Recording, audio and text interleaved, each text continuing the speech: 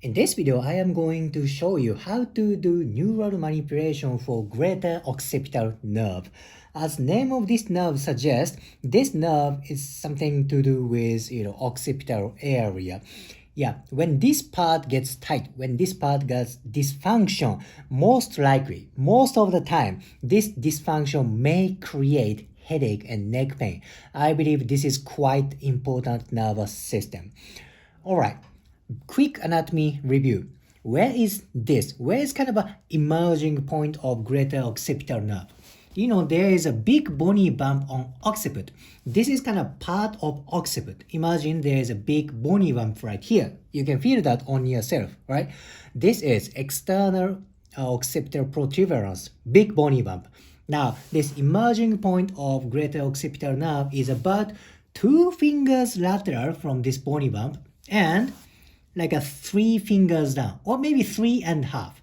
2 fingers lateral and 3 or 3.5 fingers down. Now you put finger right here. Imagine there are a lot of back muscles and trapezius right here. You have imagination of going deep, deep, deep, deep, deep. And if you touch somebody's this point, then if she feels pain, most likely that is greater occipital nerve. You can try it on yourself. 2 fingers lateral, 3 or 3.5 down. You point out here, then if you feel pain, maybe that's greater occipital nerve. Then how do you do it?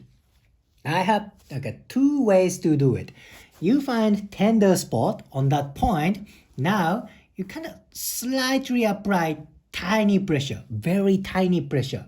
Then you little bit off. It's like analogy is like you put pressure 5, not 5 kilograms or 5 pounds, just analogy. You put pressure of 5, then you leave like 2 or 3. Now, nervous tissue starts to move. I shall say that again. You put pressure like 5, then you go off like 2 or 3. You don't let off the pressure completely, just partially. Then nervous tissue starts to move. You follow this movement until it's down. Does this nervous tissue really move? I don't know. This is very tiny, very subtle movement. I don't think, this is scientifically proved yet. I don't think this is medically proved it. This is, like an osteopathic approach. But it looks like this nervous tissue, neural manipulation works a lot. Anyhow, you put pressure for like a tender point, leave it off, nervous tissue starts to move, then you follow the movement until it's down. This is number 1, okay? Yeah. Number 2 is you follow the direction of greater occipital nerve.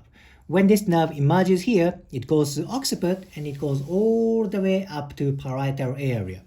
You go to the tender point, this point, 2 fingers lateral, 3 fingers down. You put finger here, then you put tiny traction towards distal part of greater occipital nerve. In this case, you put traction superior way, okay?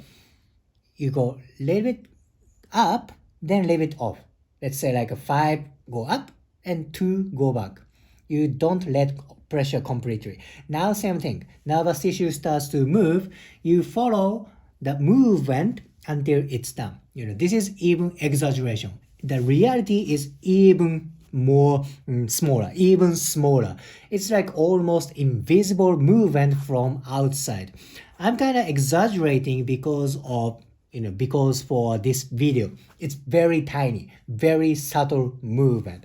So this kind of a neural manipulation seems work for headache and neck pain.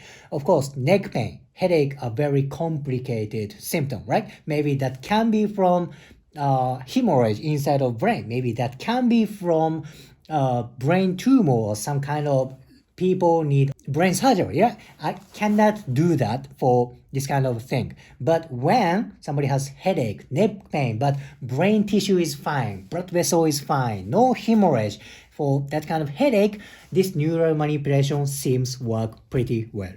If you liked today's video, please hit the like button, comment and subscribe. See you next video.